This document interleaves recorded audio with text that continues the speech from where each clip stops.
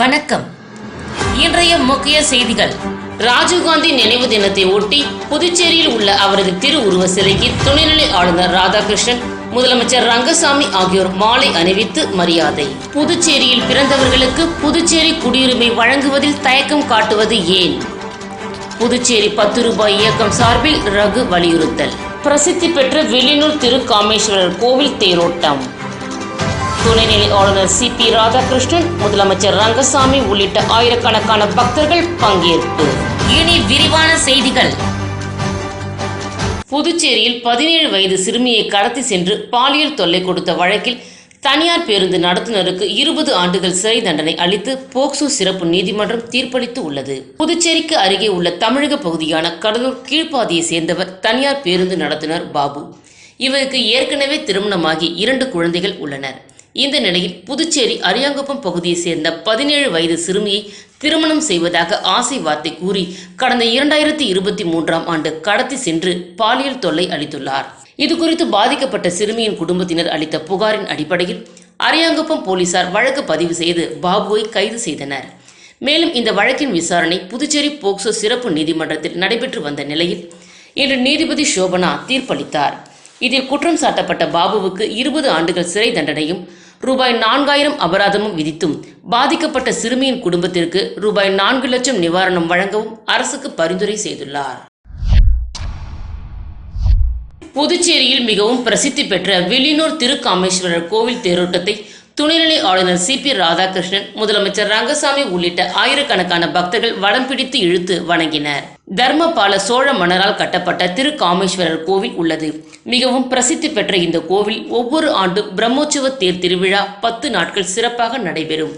அதன்படி இந்த ஆண்டு தேர் திருவிழா கடந்த 13ஆம் தேதி கொடியேற்றத்துடன் தொடங்கி நடைபெற்று வருகிறது. இதனை ஒட்டி தினமும் அம்மனுக்கும் சுவாமிக்கும் சிறப்பு அபிஷேக ஆராதனையும் பல்வேறு வாகனங்களில் சுவாமி வீதி உலாவும் நடைபெற்றது. விழாவின் முக்கிய நிகழ்வாக இன்று காலை தேரோட்டம் நடைபெற்றது. விழாவில் துணைநிலை ஆளுநர் CP ராதாகிருஷ்ணன், முதலமைச்சர் ரங்கசாமி, சபாநாயகர் செல்வம், அமைச்சர்கள், சட்டமன்ற எதிர்க்கட்சி தலைவர் சிவா உள்ளிட்ட ஆயிரக்கணக்கான பக்தர்கள் கலந்து கொண்டு வடம் பிடித்து இழுத்து தேரோட்டத்தை தொடங்கி வைத்தனர். தேர் திருவிழாவில் புதுச்சேரி மட்டுமன்றி அருகில் உள்ள தமிழக பகுதியான கடலூர், விழுப்புரம் மாவட்டங்களில் இருந்தும் ஆயிரக்கணக்கான பக்தர்கள் கலந்து கொண்டு சுவாமி தரிசனம் செய்தனர். மேலும் தேரோட்டத்தை முன்னிட்டு கோவில் மாட வீதிகளில் அன்னதானம் வழங்கப்பட்டது. ராஜீவ்காந்தி நினைவு தினத்தை ஒட்டி புதுச்சேரியில் உள்ள அவரது திருவுருவ சிலைக்கு துணைநிலை ஆளுநர் ராதாகிருஷ்ணன், முதலமைச்சர் ரங்கசாமி ஆகியோர் மாலை அணிவித்து மரியாதை செலுத்தி வன்முறை எதிர்ப்பு உறுதிமொழி ஏற்றுக்கொண்டார். முன்னாள் பிரதமர் ராஜீவ்காந்தியின் நினைவு தினம் புதுச்சேரி அரசு சார்பில் அனுசரிக்கப்பட்டது. ராஜீவ்காந்தி சதுக்கத்தில் உள்ள அவரது திருவுருவ சிலைக்கு துணைநிலை ஆளுநர் ராதாகிருஷ்ணன், முதலமைச்சர் ரங்கசாமி, சட்டமன்ற உறுப்பினர்கள் AKD ஆறுமுகம், பாஸ்கர் ஆகியோர் மாலை அணிவித்து மரியாதை செலுத்தினர். தொடர்ந்து வன்முறை எதிர்ப்பு தினம் உறுதிமொழி ஏற்றனர். தொடர்ந்து மும்மத பிரார்த்தனையும் இசைக்கப்பட்டது. இதேபோன்று காங்கிரஸ் கட்சி சார்பில் வைத்தியலிங்கம் MP, முன்னாள் முதலமைச்சர் நாராயணசாமி, முன்னாள் அமைச்சர் கந்தசாமி, முன்னாள் அரசு கொறடா அனந்தராமன் மற்றும் காங்கிரஸ் நிர்வாகிகள் காங்கிரஸ் கட்சி அலுவலகத்தில் ராஜீவ்காந்தியின் திருவுருவ படத்திற்கு மலர் தூவி மரியாதை செலுத்திவிட்டு ராஜீவ்காந்தி ஜோதியுடன் ஊர்வலமாக வந்து அமரர் ராஜீவ்காந்தியின் உருவ சிலைக்கு மாலை அணிவித்து மரியாதை செலுத்தி உறுதிமொழியை ஏற்றனர்.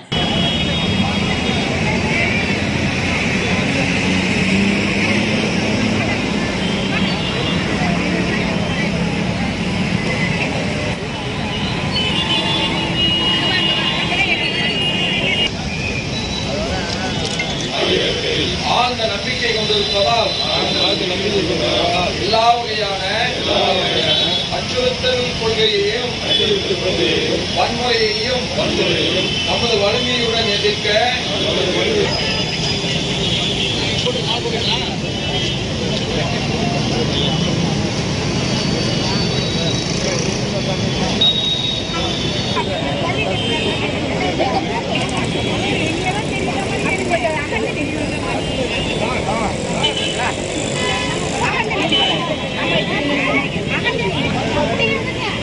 ராஜீவ்காந்தியின் புகழ், ராஜீவ்காந்தியின் புகழ். சோனியா காந்தி, சோனியா காந்தி, பிரதமர் ராகுல் காந்தி, பிரதமர் ராகுல் காந்தி, பிரதமர் ராகுல் காந்தி, இந்திய தேசிய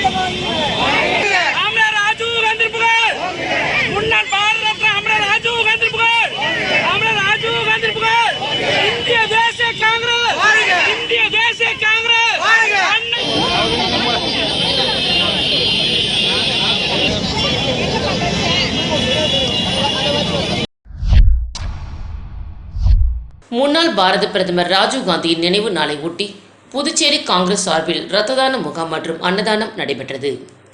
மறைந்த முன்னாள் பாரத பிரதமர் ராஜீவ் காந்தியின் நினைவு தினத்தை முன்னிட்டு புதுச்சேரி புரொஃபஷனல் காங்கிரஸ் தலைவர் கிருஷ்ண பாரதி தலைமையில் முன்னாள் முதல்வர் நாராயணசாமி முன்னிலையில் இரத்த தான முகாம் நடைபெற்றது. இந்த நிகழ்வில் புதுச்சேரி காங்கிரஸ் கட்சி தலைவரும் மாநில நாடாளுமன்ற உறுப்பினருமான வைத்தியலிங்கம், முன்னாள் அமைச்சர் கந்தசாமி மற்றும் புதுச்சேரி மாநில காங்கிரஸ் கட்சி துணைத் தலைவர் தனுசு, முன்னாள் இளைஞர் காங்கிரஸ் தேசிய தலைவர் லட்சுமிகாந்தன், புதுச்சேரி மருத்துவர்கள் அணி தலைவர் பதூர், புதுச்சேரி மாநில இளைஞர் காங்கிரஸ் துணைத் தலைவர் குணசேகரன், இளைஞர் காங்கிரஸ் துணைத் தலைவர் கோவலன், பிசிசி வடக்கு மாவட்ட செயலாளர் ராஜேஷ், ஜவஹர் பால் மஞ்ச், புதுச்சேரி சேர்மன் வெங்கடகிருஷ்ண வீரவேல், சோசியல் மீடியா மாவட்ட ஒருங்கிணைப்பாளர் தனராஜ், லாஸ்பேட்டை தொகுதி மாவட்ட துணைத் தலைவர் இளைஞர் காங்கிரஸ் ராஜேஷ் மற்றும் புரொஃபஷனல் காங்கிரஸ் மாநில நிர்வாகிகள் ஜீவா, கணேஷ், கவிதாஸ், கார்த்திக், மாநில இளைஞர் காங்கிரஸ் நிர்வாகிகள் வசந்த், கௌதம், பிரேம் ஆனந்த், சம்பந்தம் பங்கு பெற்றனர். மேலும் அதனைத் தொடர்ந்து மருத்துவமனை வாயில் முன்பு சுமார் 500க்கும் மேற்பட்ட பொதுமக்கள் மற்றும் நோயாளிகள் உறவினர்களுக்கு மருத்துவ அணி தலைவர் பதூர் தலைமையில் காலை சிற்றுண்டி வழங்கப்பட்டது. இதில் மருத்துவ அணி நிர்வாகிகள், காங்கிரஸ் கட்சி நிர்வாகிகள் பலர் கலந்து கொண்டனர்.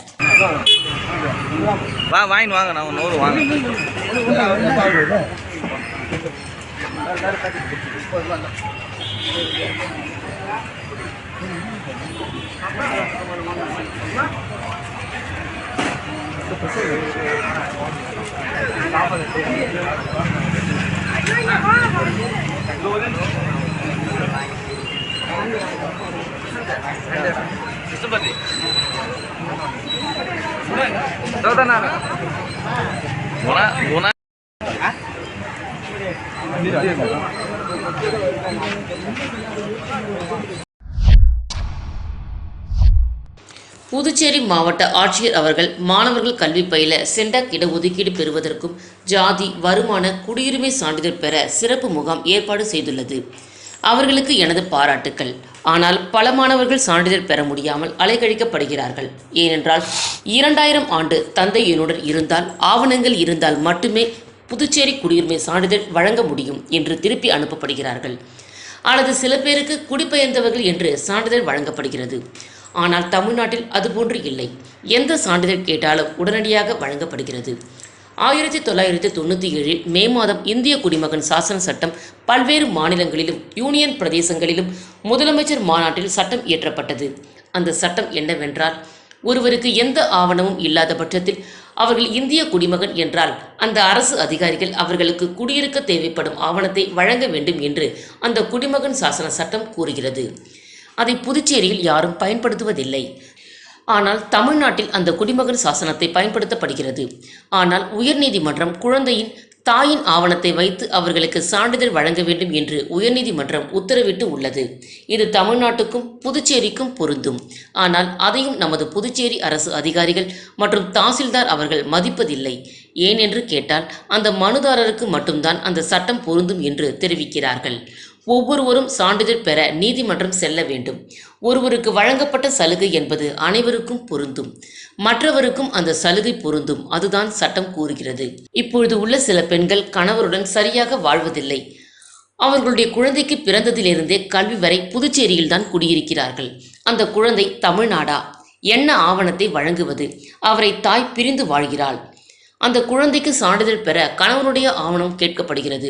அவர் தமிழ்நாட்டில் இருந்தால் அந்த குழந்தைக்கு சான்றிதழ் தருவதில்லை. அப்பொழுது அந்த குழந்தைகள் சான்றிதழ் பெறுவது கேள்விக்குறியாக உள்ளது. புதுச்சேரியில் யாருடைய ஆவணங்கள் இருக்கிறதோ அவர்களை ஆவணத்தின் அடிப்படையில் மாணவர்களுக்கு சான்றிதழ் வழங்க வேண்டும். எத்தனை பெண்கள் கணவனை பிரிந்து வாழ்கிறார்கள்? அவர்கள் நீதிமன்றம் சென்று டைவர்ஸ் பெற்றால் தான் கிடைக்கும் என்றால் எவ்வளவு ஏழை மக்கள் படிப்பறிவு இல்லாமல் இருக்கிறார்கள்? அவர்கள் அனைவரும் நீதிமன்றம் தான் செல்ல வேண்டுமா? புதுச்சேரியில் உள்ள பெண்ணோ ஆணோ, தமிழ்நாட்டில் உள்ள பெண்ணோ ஆணோ 16/8/1962 ஆண்டுக்குள்ளே திருமணம் செய்திருந்தால் அவர்களுக்கு பிரெஞ்சு குடியிருப்பு வழங்கப்படுகிறது. பாண்டிச்சேரியில் பிறந்து வளர்ந்த குழந்தைகளுக்கு பாண்டிச்சேரி குடியுரிமை ஒரு பெற்றோர்கள் ஆவணம் ஏதோ ஒன்று தமிழ்நாட்டில் இருந்தால் அவர்களுக்கு சான்றிதழ் வழங்குவதில்லை. இதுதான் புதுச்சேரி அரசின் அவலநிலை. ஜாதி ஒவ்வொரு ஆண்டும் மாறுமா? குடியுரிமை ஒவ்வொரு ஆண்டும் மாறுமா? அவர்கள் முகவரி மாறினால் குடியுரிமை சான்றிதழ் கேட்க வேண்டும். புதுச்சேரி அரசு இனிமேல் சான்றிதழ் பெற சரியான நடவடிக்கை எடுக்க வேண்டும். ஏற்கனவே அவர் குடும்பத்தில் ஒரு குழந்தை ஏற்கனவே அவர் குடும்பத்தில் ஒரு குழந்தை ஜாதி சான்றிதழ் வருமான சான்றிதழ் பெற்று இருந்தால் அந்த ஆவணத்தை அடிப்படையாக கொண்டு வழங்க வேண்டும். அவர்களுக்கு வழங்கியது தவறு என்று நிராகரிக்கப்படுகிறது.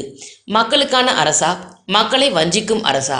புதுச்சேரி அரசுக்கு வேண்டுகோள்: அனைத்து மாணவர்களுக்கும் சான்றிதழ் சரியாக வழங்க நடவடிக்கை எடுக்க வேண்டும். நமது அண்டை நாடான பாகிஸ்தானில் இருந்து குடிபெயர்ந்தவர்களுக்கு இந்திய குடியுரிமை வழங்கப்படுகிறது. புதுச்சேரியில் பிறந்தவர்களுக்கு புதுச்சேரி குடியுரிமை வழங்குவது தயக்கம். ஏனென்றால் தந்தையின் ஆவணம்.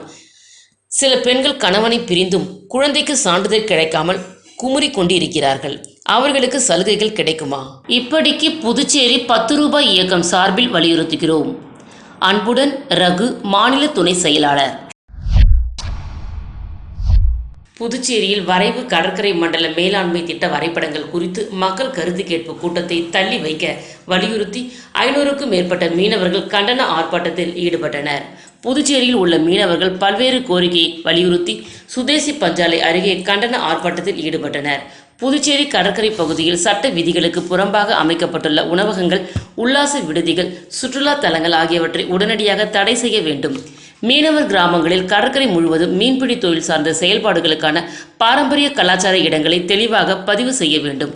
கடற்கரை மேலாண்மை திட்ட வரைபடங்கள் குறித்து மக்கள் கருத்து கேட்பு கூட்டத்தை தள்ளி வைக்க வேண்டும் என்பன பல்வேறு கோரிக்கைகளை வலியுறுத்தி புதுச்சேரியில் உள்ள 18 மீனவ கிராமங்களை சேர்ந்த பஞ்சாயத்தார்கள், மீனவர்கள் 500க்கும் மேற்பட்டோர் கலந்து கொண்டு மத்திய மாநில அரசுகளுக்கு எதிராக கண்டன கோஷங்களை எழுப்பினர். எனவேதான் இந்த போராட்டத்தை நடத்துகிறோம். நாம் என்ன சொல்கிறோம் சொன்னால், இந்த வரைபடம் எப்படி தயாரிக்க வேண்டும் என்று 2011ஆம் ஆண்டு டாக்டர் சைலேஷ் நாயக் என்ற ஒரு மத்திய அரசாங்கத்தின் உயர்ந்த அதிகாரி வைத்து ஒரு குழுவை போட்டார்கள். அந்த குழு இந்தியா முழுவதும் எல்லோரிடம் கருத்து கேட்டது. முன்னாள் பாரத பிரதமர் திரு ராஜீவ்காந்தி அவர்களின் நினைவு நாள் அனுசரிக்கப்பட்டது. அன்னாரின் திருவுருவ சிலைக்கு முன்னாள் அமைச்சர், மக்கள் தலைவர் கண்ணன் அவர்களின் மகன் விக்னேஷ் கண்ணன் இருசக்கர வாகனத்தில் 100க்கும் மேற்பட்டோர் ஊர்வலமாக சென்று மாலை அணிவித்து மரியாதை செலுத்தினர். உடன் மக்கள் தலைவர் ஆதரவாளர்கள் ஜெகதீசன், திருபுவனேஷ் சங்கர், சிவபாலன், மதிவாணன், வழக்கறிஞர் அண்ணாமலை, எல்லப்பன், ஹரிகிருஷ்ணன், புல்லட் பெருமாள், ஐயனார், நெல்லித்தோப்பு மணிகண்டன், நந்தகோபால், ராஜசேகர், வடிவேலு, ஜெகன், சுந்தர், கணேஷ், வாழைக்குளம் சதீஷ், லாஸ்பெட் கார்த்திக், லாஸ்பெட் சதீஷ், கோபிநாத், லாஸ்பெட் துரை, வெங்கடேசன், சுப்பிரமணி, இடையர்பாளையம் ராமதாஸ், ஸ்ரீனிவாசன், உஜாலா ஆறுமுகம், சேத்தன்பாக்கம் செல்வராஜ், ஏழுமலை, சவுந்தர், காதி முருகன், வினோத், காமலி, ராஜ்பவன் வெங்கி, பாகூர் ஷியாம், திருபுவனே ராஜேந்திரன், ராஜ்பவன் மணிகண்டன் மற்றும் PRTC ஸ்பின்கோ தொழிற்சங்கம் நிர்வாகிகள் மற்றும் அனைத்து தொகுதியில் இருந்தும் ஏராளமான இளைஞர்கள் கலந்து கொண்டனர். அர்ஜுனனுக்கு மணமுடிக்க தனது தங்கையான திரௌபதியை கிருஷ்ணர் ரதத்தில் அழைத்து செல்லும் பெண் பார்க்கும் நிகழ்வு வெகு விமர்சையாக நடைபெற்றது. புதுச்சேரி பக்ரிபாளையம் திரௌபதி அம்மன் கோவிலில் கோலாகல விழா. புதுச்சேரியை அடுத்த பக்ரிபாளையத்தில் 100 ஆண்டுகள் பழமை வாய்ந்த திரௌபதி அம்மன் கோவில் உள்ளது. இங்கு ஒவ்வொரு ஆண்டும் வைகாசி மாதம் பிரம்மோற்சவ விழா நடைபெறுவது வழக்கம். அதன்படி கடந்த 15ஆம் தேதி கொடியேற்றத்துடன் தொடங்கிய விழாவில் திரௌபதி அம்மன் பல்வேறு வாகனங்களில் எழுந்தருளி பக்தர்களுக்கு அருள் பாலித்தார். இந்த நிலையில் தொடர்ந்து அம்மனுக்கு பல்வேறு அபிஷேகங்கள், ஆராதனைகள் செய்யப்பட்டு சிறப்பு பூஜை நடைபெற்றது. பிரம்மோற்சவத்தில் முக்கிய நிகழ்வான அர்ஜுனன் திரௌபதி திருக்கல்யாண நிகழ்வு தொடங்கியது. இதில் நாளை நடைபெற உள்ள அர்ஜுனன் திரௌபதி திருமணத்தை முன்னிட்டு திரௌபதி அம்மனுக்கு பெண்ணழைப்பு நடைபெற்றது. இதில் பக்கிரிப்பாளையம் கிராம தலைவர் காண்டிவன் தலைமையில் பூ, பழம், வெற்றிலைப்பாக்கு மற்றும் ஆபரண ஆடையுடன் 9 வகையான பூக்கள், பழங்கள் உள்ளிட்ட பதார்த்தங்கள் ஊர்வலமாக எடுத்து செல்ல திரௌபதி அம்மன் பெண்ணழைப்பு நடைபெற்றது. பக்கிரிப்பாளையம் விநாயகர் கோவிலில் இருந்து புறப்பட்ட பெண் அழைப்பை திரௌபதியின் அண்ணனான கிருஷ்ணர் ரதத்தில் திரௌபதியை சீர்வரிசையுடன் அழைத்து சென்றார். பெண்ணழைப்பு கோவிலில் முடிவடைந்தவுடன் அங்கு திரௌபதி அம்மனுக்கு சிறப்பு அபிஷேகம் மற்றும் ஆராதனைகள் நடைபெற்றது. வான வேடிக்கை மற்றும் மேளதாளத்துடன் நடைபெற்ற திரௌபதி அம்மன் பெண்ணழைப்பு நிகழ்ச்சியில் ஏராளமான பொதுமக்கள் மற்றும் பக்தர்கள் கலந்து கொண்டு அம்மனை தரிசித்து சென்றனர்.